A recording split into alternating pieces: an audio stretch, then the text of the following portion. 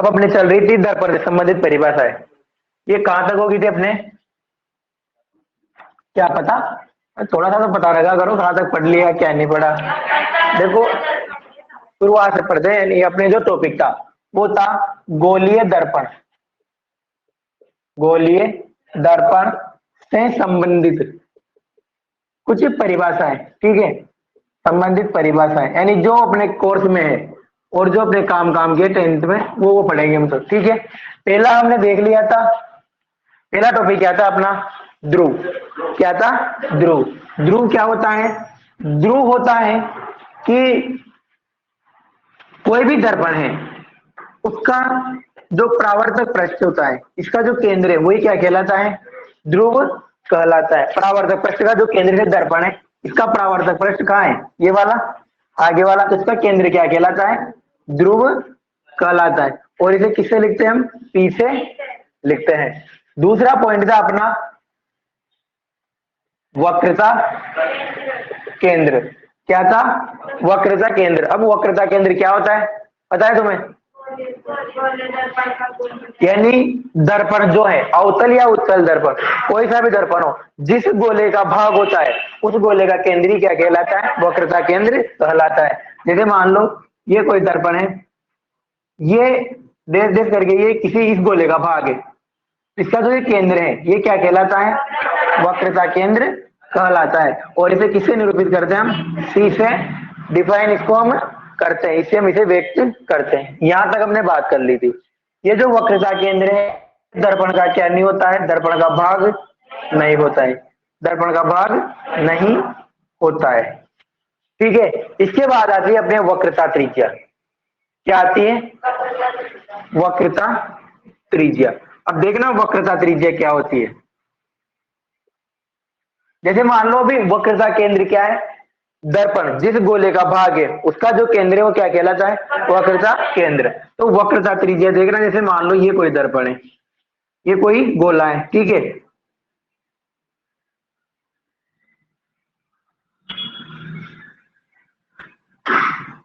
ये दर्पण है, ये इस गोले का भाग है, और ये क्या है अपना वक्रता केंद्र। तो वक्रता केंद्र और दर्पण के मध्य की जो ये दूरी है ना, ये क्या कहलाती है, वक्रता त्रिज्या कहलाती है। यानी बिंदु वक्रता केंद्र और ध्रुव जो होता है, इसका ध्रुव दर्पण का ध्रुव, इसके मध्य की जो दूरी है वो क्या कहलाती है, वक्रता त्रिज्या कहलाती है। और इसे हम लिखते हैं कैपिटल आर से, इसे लिखते हैं हम कैपिटल आर से।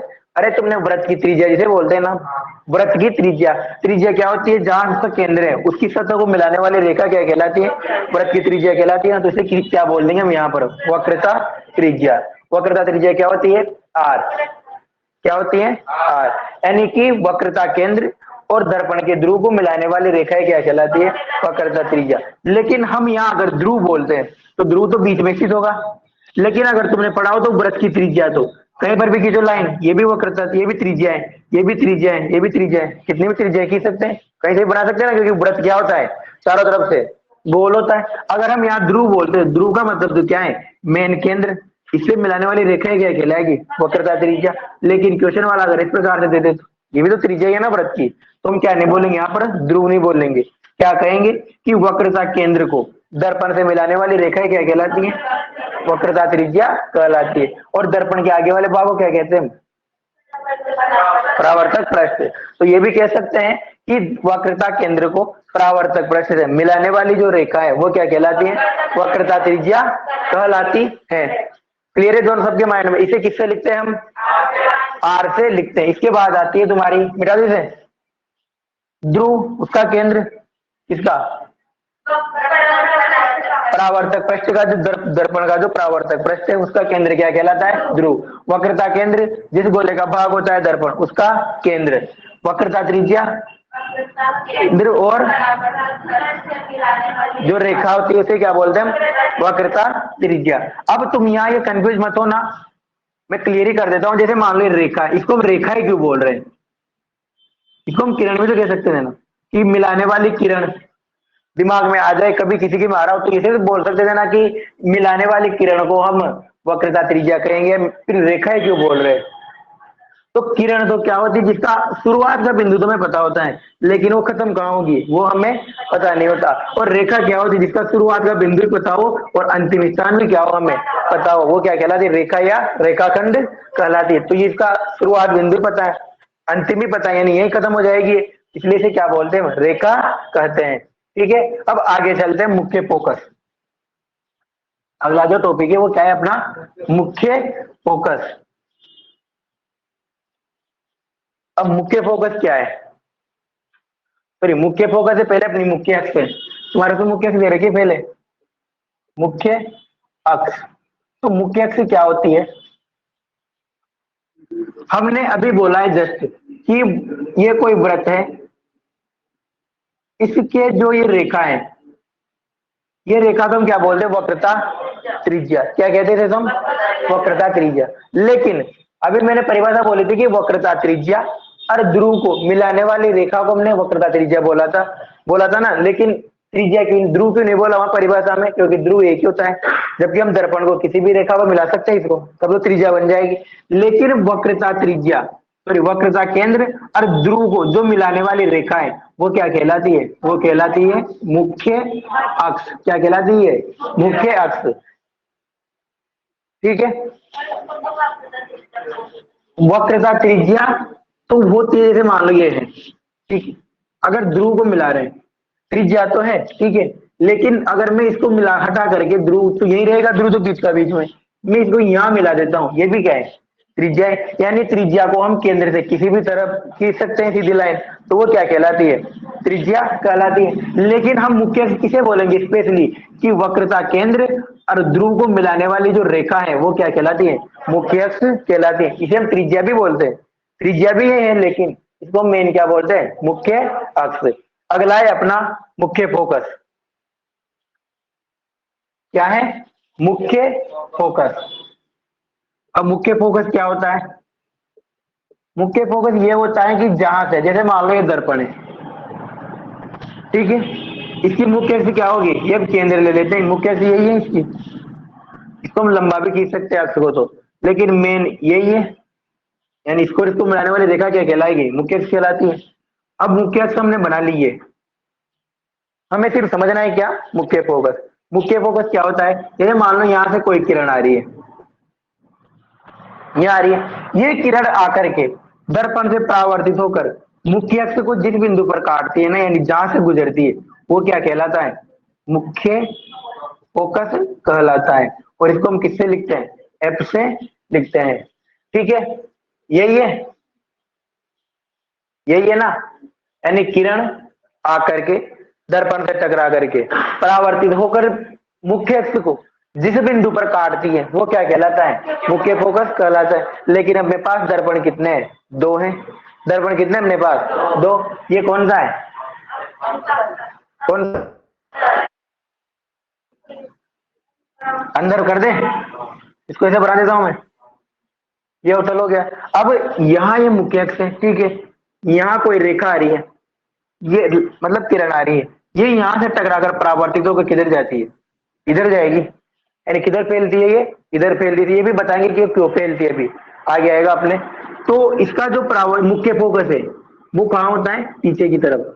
कहाँ होता है वो, अब क्यों हो रहा है, क्योंकि इसको ये काट तो रही नहीं थी कहीं पे, इधर काट देती तो मुख्य फोकस यहाँ बोल देते, लेकिन यहाँ तो काटने से रही है, क्योंकि ये किधर जा रही है, फैल रही है ना। तो इसको मिलता हुआ प्रतीत मानते हैं यहाँ पर, यानी दे दे से क्या करेंगे, इसे मिला देंगे। अब जहां ये मिलती है वही क्या हो जाएगा, इसका मुख्य फोकस हो जाएगा। ठीक है, बस मुख्य फोकस की परिभाषा याद रख ली तुम्हें, क्या होता है मुख्य फोकस, क्या होता है, मतलब कि कोई भी किरण आती है, ठीक है, परिभाषा याद कर लेंगे, किरण परावर्तित होकर मुख्य अक्ष पर मुख्य अक्ष को जिस बिंदु पर काटती है वही क्या कहलाता है, मुख्य फोकस कहलाता है। उत्तल दर्पण का मुख्य फोकस तो किधर होता है, पीछे की तरफ क्या होता है, मिलता हुआ हमें प्रतीत हो रहा है यहाँ पर तो, लेकिन है नहीं, और यहाँ पर हमें क्या है, काटता हुआ निश्चित दिखाई देता है। ये थी अपनी मुख्य फोकस। इसके बाद आती है अपनी फोकस दूरी। छठा पॉइंट क्या है अपना, फोकस दूरी। अब ये फोकस दूरी क्या होती है? ठीक है, अब देखो हमें क्या मापनी है, फोकस दूरी याद करनी है। ठीक है, अभी हमने ये दिखा, ये क्या है, फोकस। ठीक है ना, अब जहां पर ये काट रही है, ये मान लो ये दर्पण है, ये इधर आ रही है, यहाँ पर ये रेखा क्या है, इसको यहाँ पर क्या कर रही है, ये किरण काट रही है, ये फोकस हो गया। ध्रुव और मुख्य फोकस के बीच की दूरी को क्या बोलते हैं हम? इसे क्या कहेंगे हम? फोकस दूरी। क्या कहते हैं इसे? फोकस दूरी। मुख्य अक्ष तो ये पूरी है, ये पूरी तो क्या है अपनी मुख्य अक्ष, लेकिन ये किरण जहां पर काट रही है ना, यहां से और ध्रुव के बीच की जो दूरी है क्या कहलाती है अपनी? फोकस दूरी कहलाती है। और मुख्य अक्ष तो हम पूरी में मानेंगे, ये पूरी क्या है अपने ध्रुव की इधर इधर की पूरी मुख्य अक्ष है। यानी अगर हमें केंद्र पता है तो हम इसका वक्रता केंद्र यहां मान लेते हैं, यहाँ क्या मान लेते हैं इसका हम? वक्रता केंद्र मान लिया हमने। ठीक है, तो ये तो पूरी तो क्या है, मुख्य अक्ष होगी। ठीक है, लेकिन ये जो आधी बची, यानी जहां पर एक किरण काट रही है, वो तो क्या कहलाता है? मुख्य फोकस। और मुख्य फोकस और ध्रुव के बीच की जो दूरी है वो क्या कहलाएगी? फोकस दूरी कहलाती है। इसके बाद आता है तुम्हारे द्वारक। आगे समझे पहले, तीनों के तीनों आगे याद तो कर लोगे, और परिभाषा याद नहीं करो तब भी ऐसा का ऐसा लिख के आ सकते हो वहां पे, जैसा तुम्हें आता है ना वैसा का वैसा है, क्योंकि ये फिजिक्स का पार्ट है, और फिजिक्स के पार्ट में तुम देखो रटन से परिभाषा नहीं मांगेगा, उसको पता है कि रटन से परिभाषा याद नहीं होती, फिर भी बायोलॉजी में जरूर चलता है, लेकिन यहाँ तुम इसको लिख के आ सकते हो कि मुख्य फोकस और ध्रुव के बीच की दूरी क्या कहलाती है? फोकस दूरी कहलाती है। जबकि परिभाषा बड़ा चला के भी लिख सकते हैं, और अपने मन से भी लिख सकते हैं, लिखना अपने ऊपर है, अपन वहां कैसा लिखते हैं। ठीक है, आगे चलते हैं, अगला जो है अपना वो है द्वारक। क्या है अगला? द्वारक। अब देखो द्वारक क्या होता है।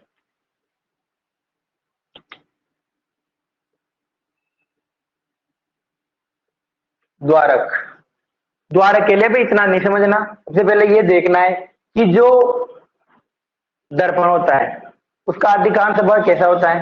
गोल होता है। अधिकांश भाग का मतलब, जैसे मान लो मैंने ये बना दिया दर्पण, कोई सा दर्पण बना दे, ये बना दे, इसको अंदर से पॉलिश कर दे, चाहे बाहर से किधर से पॉलिश कर दे, तो इसका अधिकांश भाग क्या होता है?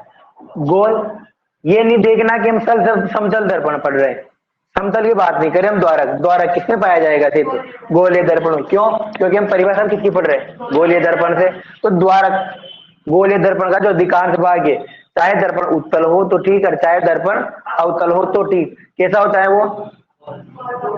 अधिकांश भाग क्या होता है? गोल होता है। और ये जो गोल होता है ना, इसकी जो सीमा रेखा है, यानी ये जो पूरी लाइन है, यही क्या कहलाती है? द्वारक कहलाते हैं। यानी गोलीय भाग की जो सीमा रेखा होती है, यहां से यहां तक हमें रेखा पर दिखाई देती, बाकी तुम डैश डैश करके पूरा व्रत बना सकते हैं, लेकिन हमें यही रेखा दिखाई दे रही है, तो ये रेखा क्या होती है अपनी? द्वारक कहलाती है।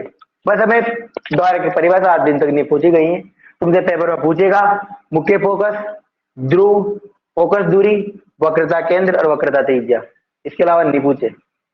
वक्रता त्रिज्या बहुत दूर की बात है, मेन अगर एक नंबर में पूछना है तो मुख्य फोकस पूछ लेगा, फोकस दूरी पूछ लेगा, ये पूछा है अधिकतर। अगर द्वारक की पूछ ले तो गोलीय दर्पण का अधिकांश भाग क्या होता है? गोलीय होता है। क्या होता है? अधिकांश भाग गोलीय होता है। और जो इसकी सीमा रेखा होती है गोलीय है, तो इसकी सीमा रेखा भी दोगे ना कि कहां से कहां तक होता है दर्पण, ये जो पूरी सीमा रेखा है यही क्या कहलाती है? इसका द्वारक कहलाता है। ठीक है, क्लियर है? अब तुम्हारे पास आता है एक संबंध। क्या आता है? एक संबंध। जो हमें इतना सा ध्यान रखना है कि जो वक्रता त्रिज्या है क्या होती है? वक्रता त्रिज्या। ये तुम्हारे प्रूफ नहीं करवा रखा, ट्वेल्थ में इसका प्रूफ भी है, और ट्वेल्थ में है जो है, लेकिन टेंथ में पिछले साल इसका प्रूफ था। क्यों था? क्योंकि जैसे 10वां पार्ट था ना पहले, इस टाइम पे जो तुम्हारे साल से पहले के बच्चे थे उनके, इनका प्रूफ भी था, लेकिन एनसीईआरटी में नहीं है।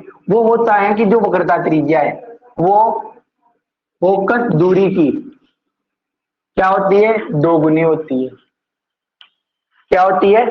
दो गुनी होती है। कौन होती है? वक्रता त्रिज्या, यानी कि जो आर है, कौन है वक्रता त्रिज्या? आर। ये क्या होती है? फोकस दूरी की दोगुनी यानी 2f होती है। फोकस दूरी किससे लिखते हैं हम? f से। तो ये तुम्हें याद रखना है, r बराबर क्या होता है? 2f। परिभाषा खुद लिख दोगे यहाँ से कि वक्रता त्रिज्या फोकस दूरी की क्या होती है? दोगुनी होती है। क्या याद रखना है तुम्हें? r बराबर क्या होता है? 2f।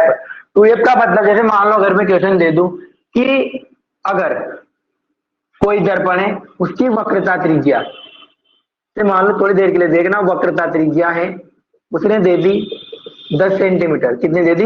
10 सेंटीमीटर। तो उसकी फोकस दूरी ज्ञात करो। क्या ज्ञात करवा रहा है वो?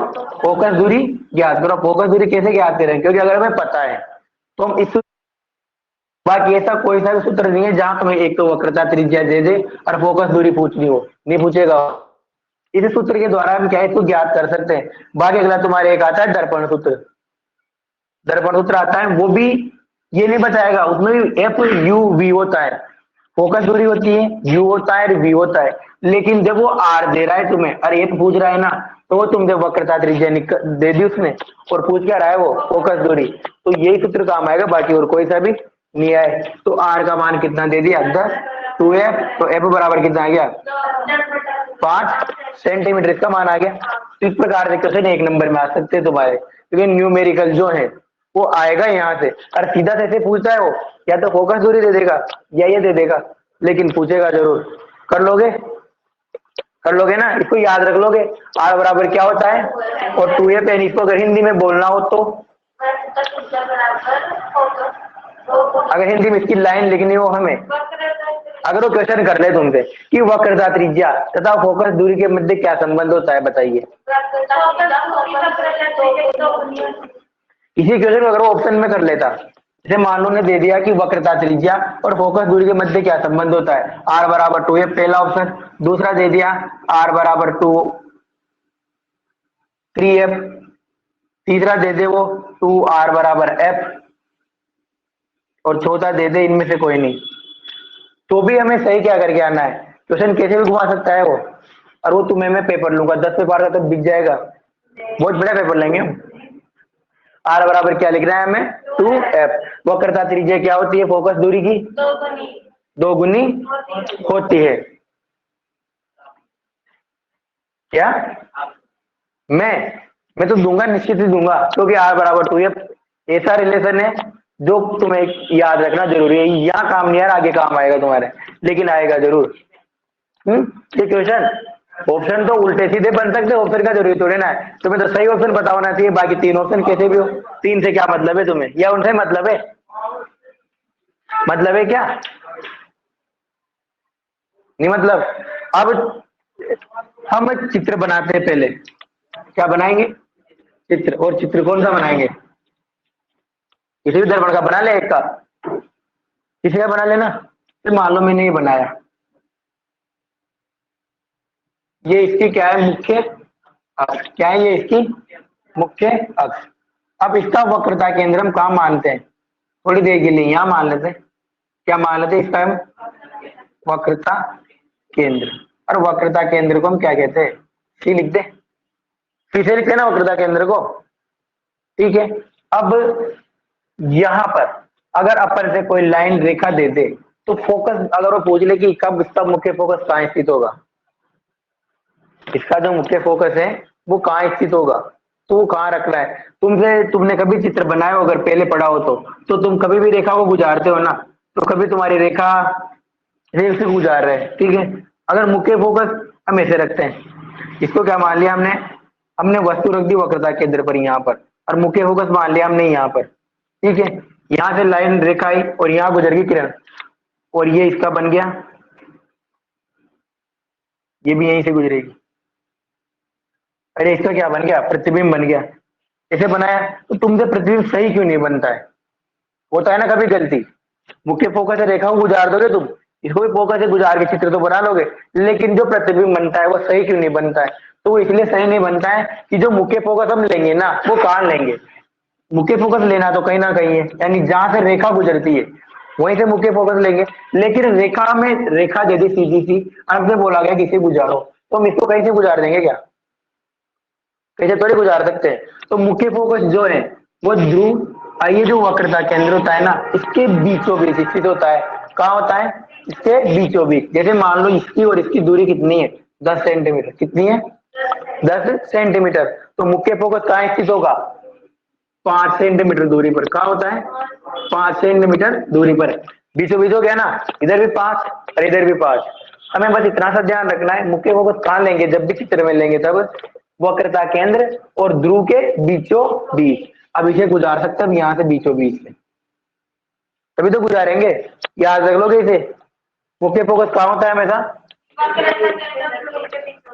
और ध्रुव के बीचों बीच। और आर बराबर क्या होता है? 2f। अब हम आते हैं, ये हो गया अपना यहाँ परिभाषाएं जो थी वो थी यहाँ पर समाप्त। इतनी सी परिभाषाएं हमें याद रखनी है, ठीक है। अब अगला जो पॉइंट है अपना वो है गोलीय दर्पण से प्रतिबिंब का बनाना। क्या करेंगे अब हम? गोलीय दर्पण से प्रतिबिंब का बनना। समझ में तो आ रहा है ना तुम्हारे? या स्पीड कम करो? चलने देते। तो गोलीय दर्पण से हम प्रतिबिंब कैसे बनाएंगे? वो बनाएंगे हम अभी।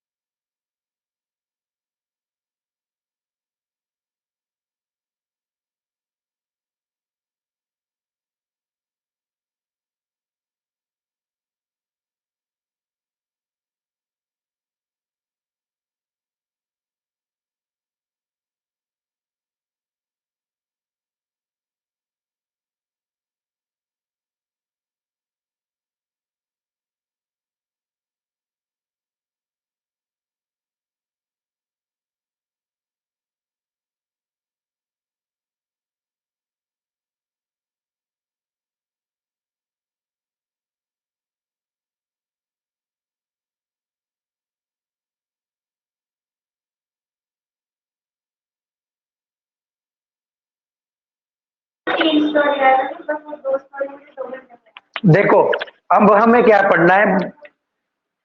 गोलीय दर्पण से प्रतिबिंब का बनना, ठीक है। किससे बनाएंगे हम? गोलीय दर्पण से। अब गोलीय दर्पण से बनाना है तो सबसे पहले ये ध्यान रखनी है कि अगर प्रतिबिंब बन रहा है, क्या बन रहा है? प्रतिबिंब। तो कम से कम 2 परावर्तित किरणों की में क्या है? आवश्यकता होती है। कितनी किरणों की? 2 परावर्तित किरणों की।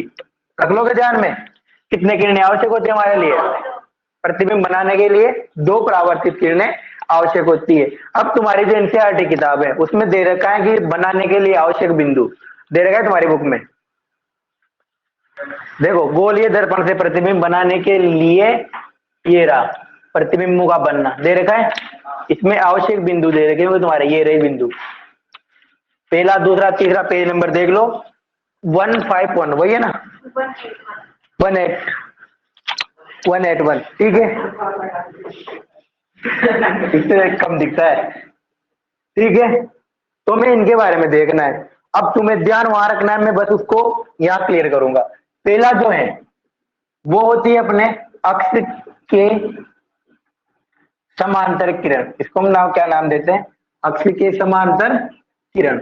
अक्ष के समांतर किरण का मतलब ये है ऐसी किरण, जैसे मान लो मैंने ले लिया ये दर्पण, कौन सा नाम है, क्या नाम है इसका, अवतल दर्पण। ये इसकी क्या है, मुख्य अक्ष, ठीक है, ये इसकी क्या है, मुख्य अक्ष।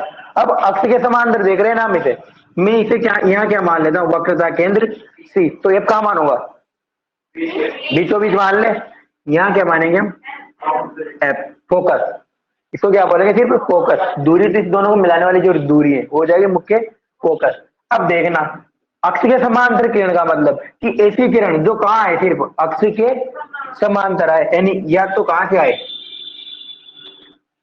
यहां आ जाए, आ सकती है ना यहाँ पे, या हम इसको ऐसे मान ले, यहाँ खत्म करते हैं, इसका जो दूसरा दर्पण है अवतल दर्पण बनाते हैं और इसको हम लाते हैं, ये है अपनी फोकस और ये वक्रता केंद्र, या फिर कहां से आ जाए, नीचे से आ जाए, यानी आए कहीं से भी, किधर से भी आए, लेकिन किसके समांतर होनी चाहिए, वो अक्ष के समांतर। समांतर का मतलब समझते हो, यानी साथ साथ चले, यहाँ आ गई तो ये हमेशा कहां से होकर गुजरती है, ये हमेशा तुम्हारे चित्र बनाएंगे ना अवतल दर्पण के, उसमें भी आएगा कि अगर वो हमने अनंत पर रख रखा है वस्तु को, तो वो कहां से आ रही है, यहाँ टकराएगी, फिर कहां से गुजरती है, तो ये जो रेखा है ये हमेशा एफ से होकर गुजरती है, कहां से गुजरती है, ये एफ से होकर, तो ये कहां से गुजरेगी, फोकस दूरी से गुजार दी हमने। समांतर किरण का मतलब अक्ष के समांतर आए और कहां से गुजरती है, वो हमेशा एक फोकस से गुजरेगी, ये है, ये भी कहां से गुजरेगी, फोकस से गुजरती है, ठीक है। अगला अगर हम उत्तल दर्पण ले ले तो, अवतल हमने ले लिया, अब उत्तल ले लेके देख लेते हैं,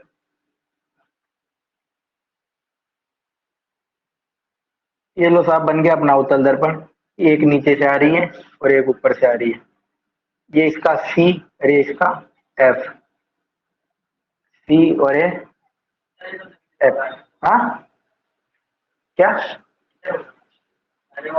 रुक तो सही, ये रेखा आ गई, किरण अक्ष के समांतर आ रही है।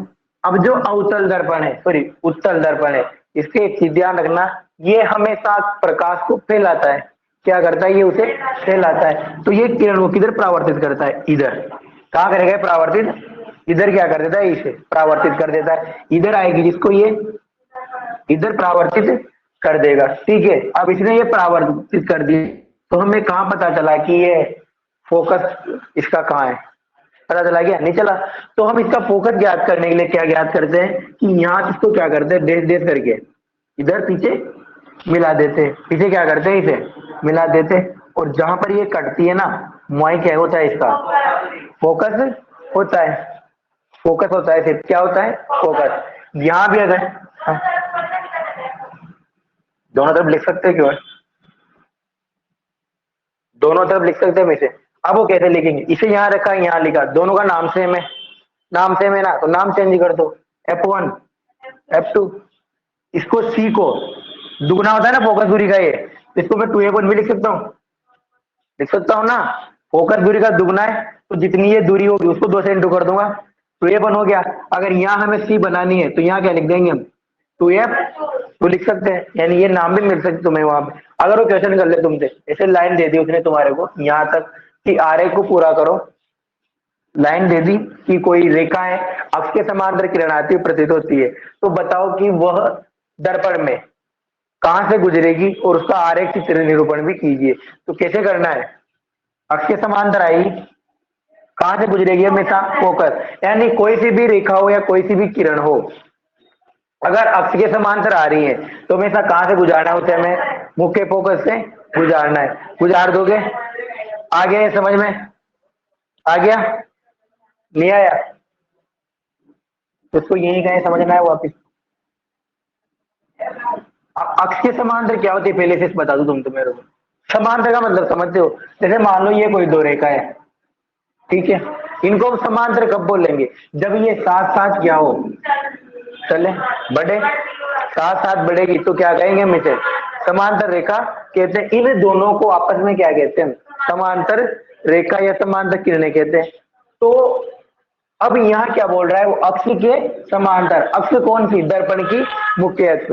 तो दर्पण की मुख्य अक्ष के समांतर अगर कोई किरण आ रही है तो मान लेते हैं कि ये किरण आ रही है,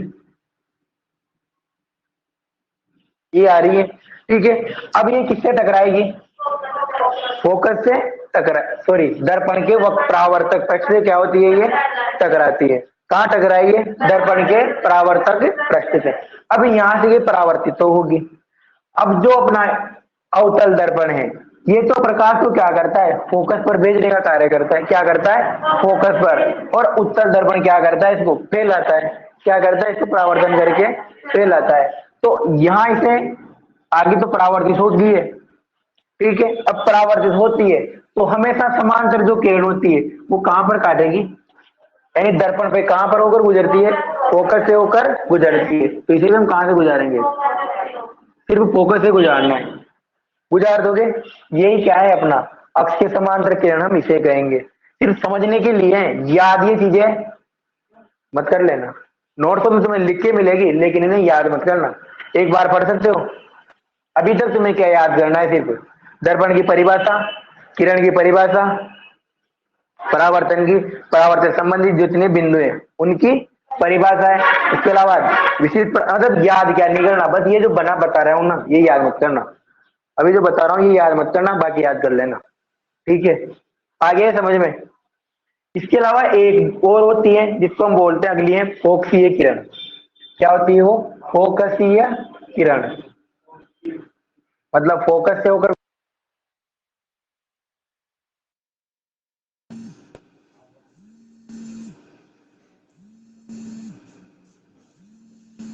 हमारा ऐसा कैसे रहेंगे?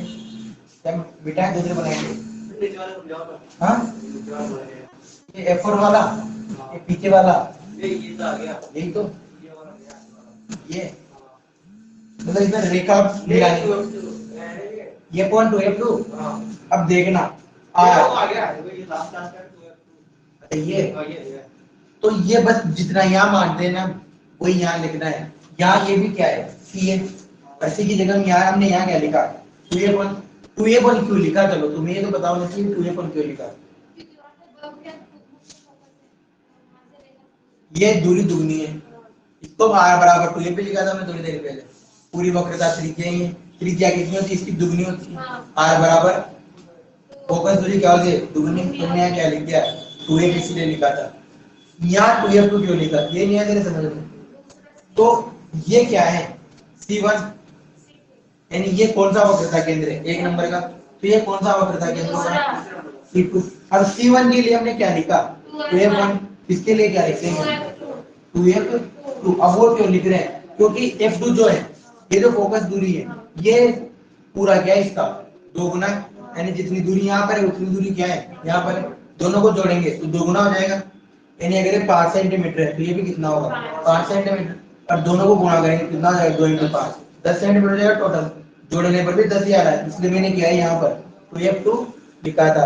अब अगली जो है, अब हम देखेंगे इसका उल्टा। अभी जो पढ़ा ना समांतर किरण, वो तो क्या हो रही थी?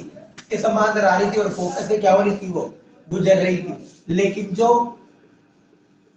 फोकसीय किरण होती है, नाम क्या है सिर्फ इसका? फोकस। यानी ऐसी किरण जो कहां से आए? फोकस से होकर आए। तो मालूम है एक किरण ला रहा हूं यहाँ, यानी ये कहां आती है? फोकस से होकर फोकस पर आ रही है, ठीक है। अब ये जो है ये हमेशा गुजरती है, यानी उसका उल्टा करना है। वो किरण अक्ष के समांतर आ रही थी, गुजर कहां से रही थी? फोकस से। ये कहां आ रही है?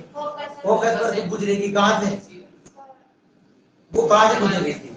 वो जहां से आ रही थी ना, जहां से ये गुजरेगी परावर्तन के पश्चात, ये कहां से गुजरेगी? अक्ष के समांतर। कहाँ जाएगी ये मेरा समांतर, यानी आ कहाँ से रही है फोकस से, तो गुजरती कहाँ पर है ये अक्ष के समांतर क्या है परावर्तन के पश्चात गुजर जाती है। जैसे मान लो कि किरण कोई नीचे से जा रही है, तो कहाँ पे गुजरेगी अक्ष के समांतर परावर्तित होकर इधर आ जाएगी आगे। इसी प्रकार हम उत्तल दर्पण में देखें तो उत्तल दर्पण में कहां से लाएंगे हम, कहां से लाएंगे फोकस से। अब यहाँ एक चीज देखनी है, लाएंगे तो फोकस से। जैसे मान लो ये कोई किरण है आ रही है यहाँ से, ठीक है। अब इसको अब ये गुजरेगी अक्ष के समांतर यहाँ से होकर यूं ऐसे गुजरेगी क्या, ऐसे गुजारनी है। अब ऐसे गुजारनी है तो पहले इसे गुजारे तो सही, फोकस से तो गुजारे ना, तो फोकस से कैसे मिलाएंगे इसे, दे सके क्या इसे हमने फोकस से मिला दिया। अब फोकस से मिलाया है ना, तो समांतर पहले फोकस से गुजरना जरूरी है, उसके बाद ही क्या है ये अक्ष के समांतर जाएगी। अब ये फोकस पर कहाँ मिली, यहाँ मिली, तो फिर अक्ष के समांतर भी कहाँ जाएगी, इधर से आएगी डेजिस करते हुए, यार मिल जाएगा डेजिस करते हुए, फिर इधर क्या है इसे अक्ष के समांतर कर देंगे, यानी यहाँ आई और निकली कहाँ से, यहाँ से। ये तुम्हारे चित्र बनाने वाला नहीं है बिल्कुल। उत्तल दर्पण तो नाम मात्र याद रखना है, मेन तो क्या याद रखना है अवतल, क्योंकि चित्र कितने नंबर के अवतल के 6 चित्र है टोटल पूरे, कितने 6, और उत्तल के कितने सिर्फ 2 ही है, और वो दोनों भी सीधे ही है, वो दोनों भी क्या है सीधे ही है, लेकिन अवतल दर्पण के अलग अलग है, क्योंकि ये तो क्या करता है प्रकाश को फैलाने का कार्य करेगा, लेकिन यह क्या करता है प्रतिबिंब बनाएगा, क्या बनाएगा इसका प्रतिबिंब बनाएगा। तो हमें बस ये याद रखना है, फोकस ये किरण फोकस से आती है और कहां से गुजरेगी अक्ष के समांतर गुजरती है। कर लोगे, रह जाएगी ना ये याद, इसको भूल लो, ये तो रख लेगी याद। ये समझ में आएगा नहीं आएगा, पहले वाला आएगा नहीं आया, पहले तो बताओ आ गया। उसका उल्टा करो इसे, वो किरण कहां से आ रही थी, कहां जा रही थी अक्ष के समांतर, क्या आ रही थी वो अक्ष के समांतर आ रही थी, यानी कि उसको मैं यहाँ बना देता हूँ। ये जो किरण है यहाँ आ रही थी और फोकस से होकर गुजर रही थी, ठीक है, ये फोकस होकर गुजर रही है, अक्ष के समांतर आई, गुजरी कहां से फोकस से, ठीक है। अब हम इसका उल्टा करेंगे, क्या करना है सिर्फ हमें इसका उल्टा करना है, और उल्टा कैसे करेंगे, अब हम किरण को कहां से लाएंगे फोकस से, कहां से लाए किरण को फोकस से लाए। अब जो फोकस से लाए तो कहीं ना कहीं तो परावर्तित होगी ना ये, या तो फोकस पर ही वापस चली जाएगी या कहीं ना कहीं तो निकलेगी, तो ये जो किरणें आती है फोकस से जो गुजरेगी वो हमेशा कहाँ परावर्तित होगी अक्ष के समांतर, यानी जहां से ये आती है ना वहां पर ये क्या हो जाएगी उस जगह पर परावर्तित हो जाती है। इसकी उल्टी करनी है पूरा सेम टू सेम, इसका जो प्रोसेस होता है ना, समांतर लाएंगे फोकस से गुजार देंगे, ठीक है, इसको कहां से लाएंगे फोकस से लाएंगे और अक्ष के समांतर क्या है परावर्तित कर देंगे, यानी इसका उल्टा करना है। इससे ज्यादा समझाने का इसमें कुछ नहीं है, वो बनाएंगे हम अलग अलग रेखाएं, तुम्हें ध्यान रखनी है 2, अगर समांतर आएगी तो कहां से गुजारनी, सिर्फ याद करने की नहीं बोल रहा, बस याद करोगे ना, समांतर आएगी तो कहां से गुजारेंगे फोकस से, और फोकस से होकर आएगी तो कहां गुजारेंगे अक्ष के समांतर, बस इतना सा ध्यान रख लोगे। अब अगली किरण आती है वो होती है अभिलंब किरण, क्या होती है वो अभिलंब किरण, हम उसे नाम देते हैं, क्या देते हैं सिर्फ हम उसे नाम ही देंगे अभिलंब किरण का, मैं सारों को दिखा रहा हूँ, चल ये इस तरह समझते चलेंगे बाकी में समझ लेंगे। कहां अभिलंब किरण मतलब वक्रता केंद्र से, कहां से जो किरण आती है उसे क्या कहते हैं हम अभिलंब किरण, और अभिलंब किरण जो है ये कहीं भी परावर्तित नहीं होती, क्या नहीं होती है, कहीं भी परावर्तित नहीं होती, यहाँ से यहाँ आ रही है दर्पण से टकराएगी वापस क्या है इसी दिशा में वापस चल जाएगी, बस इतना सा ध्यान रखना है। किरण आई दर्पण से टकराए और वापस उसी दिशा में क्या है गति कर जाती है, ये क्या कहलाती है अभिलंब किरण कहलाती है। ये तो आ गया होगा समझ में, ये तो बहुत सीधा था, आई और वापस गई। अगली जो है त्रियक किरण, अगली क्या कहलाती है, अगली कौन सी है त्रियक किरण, त्रियक मतलब त्रिपुटी आओगी, त्रियक किरण यानी ये ना तो फोकस से आएगी ना ही वक्रता केंद्र से आएगी, कई बार भी नहीं आती, ये आती है सीधी यहाँ से आएगी इससे टकराएगी डायरेक्ट, ध्रुव से टकराएगी यानी परावर्तक से टकराएगी और जैसे आती है ना इधर वैसे इधर गुजर जाएगी। ये होते हैं त्रियक किरण। हमें ध्यान लेकिन चित्र बनाओगे ना तो ये काम ये त्रियक अभिलंब काम वो दोनों रहेगी, फिर भी परावर्तन तो हम दोनों का ही करेंगे वापिस भी कहा करेंगे, उसमें क्या करेंगे परावर्तन तुम दोनों का ही करेंगे, लेकिन अभी सिर्फ क्या है हमें त्रियक किरण देखनी है। आगे त्रियक किरण समझ में। अब बताओ त्रियक किरण कैसे होगी। पहले क्या थी अपनी अक्ष के समांतर, हाँ मैं पूछ रहा हूँ ना, अक्ष के समांतर कोई किरण आती है तो वो कहां से गुजरेगी, फोकस होकर क्या है वो गुजरती है, ठीक है। और फोकस से होकर आने वाली किरण अक्ष के समांतर गुजरेगी और अभिलंब से आने वाली किरण यानी कि वक्रता केंद्र से जो किरण आती है वो कहां से गुजरेगी, उसी दिशा में गमन कर जाएगी, यानी जिससे आती है उसी दिशा में क्या कर जाएगी वो गमन कर जाएगी, ठीक है। त्रियक किरण जहां से आती है वहीं पर मतलब ध्रुव से टकराकर क्या है जिस दिशा से आती है ना उस दिशा में गमन कर जाती है। परावर्तन किया था भी हमने, वो बनाते हैं ना हम चित्र बनाते हैं, कभी तुमने वो डाला हो बनाया हो, कभी मोबाइल को रखा हो जैसे सूर्य के प्रकाश में ध्रुव का चित्र बनता है तो किरण कैसे होती है त्रियक होती है, वो जैसे टकराए उस दिशा में क्या है प्रतिबिंब कभी नहीं बनाती, तो वो सीधा सा त्रियक किरण क्या करती है परावर्तन करती है, इससे टकराए और इस दिशा में क्या है वापिस उड़ जाती है, इससे आती है उसी दिशा में। अगर ये जितने डिग्री के कोण पर आ रही है ना उतने डिग्री के कोण पर ही क्या है यहाँ से गुजरती है, तो ये क्या कहलाती है त्रियक किरण। इसके बाद आता है प्रतिबिंब। अब बनाएंगे मैं अवतल दर्पण से प्रतिबिंब, एक एक प्रतिबिंब को यही बनाओगे तुम रब कॉपी में बनाओगे, अभी नहीं बनाना। अभी तो मैं तुम्हें इतना सा बताऊंगा कि प्रतिबिंब जो है वो कहलाती है, प्रतिबिंब होता है अपने दो प्रकार का, क्या होता है प्रतिबिंब, अरे किताब न मिलने किताब नाम की चीज में मिलने नहीं। प्रतिबिंब देख लो थोड़ा सा फिर करो आप देखे जैसे प्रतिबिंब जो है वो क्या होता है दो प्रकार का, पहला वास्तविक, दूसरा आभासी। दूसरा क्या होता है आभासी। वास्तविक प्रतिबिंब कौन सा होता है जो जहां पर हमें दोनों किरणें क्या मिलती हुई दिखाई दे, यानी मान लो कोई किरण के दर्पण में आती है यहाँ टकराती है, एक किरण यहाँ से आएगी यहाँ गुजरेगी, यानी जिसका हमें प्रतिबिंब दिखाई दे, किरणें जहां पर हमें मिलती हुई दिखाई दे वो प्रतिबिंब क्या कहलाता है वास्तविक प्रतिबिंब। और जो हमें मिलती हुई प्रतीत हो, यानी कि उत्तल दर्पण में क्या होता है हमेशा किरणें आती है मुड़ जाती है लेकिन हमें प्रतीत नहीं होती, हम उसे दिखाते हैं ना डेंजरस करके, इसे क्या बोलते हैं प्रतीत होना। तो ये कौन सा होता है आभासी होता है, बस ऐसे ध्यान रखना है। अगर यहाँ मिलेगी तो प्रतिबिंब कौन सा होगा वास्तविक, अगर मिलता हुआ प्रतीत होगा तो आभासी प्रतिबिंब होता है, बस दोनों का प्रकार ध्यान रखना है। कल हम बनाएंगे इसके प्रतिबिंबों का निर्माण, कर लोगे तुम खुद करोगे, मैं वस्तु रख दूंगा किरण ले आऊंगा, तुम्हें गुजारने कौन कहां से गुजरेगी कहां प्रतिबिंब बनेगा, जब रजिस्टर लेके आना कल, ठीक है। बाकी हम कल पढ़ेंगे, इतना ही काफी है। अगर तुम लोगों को समझ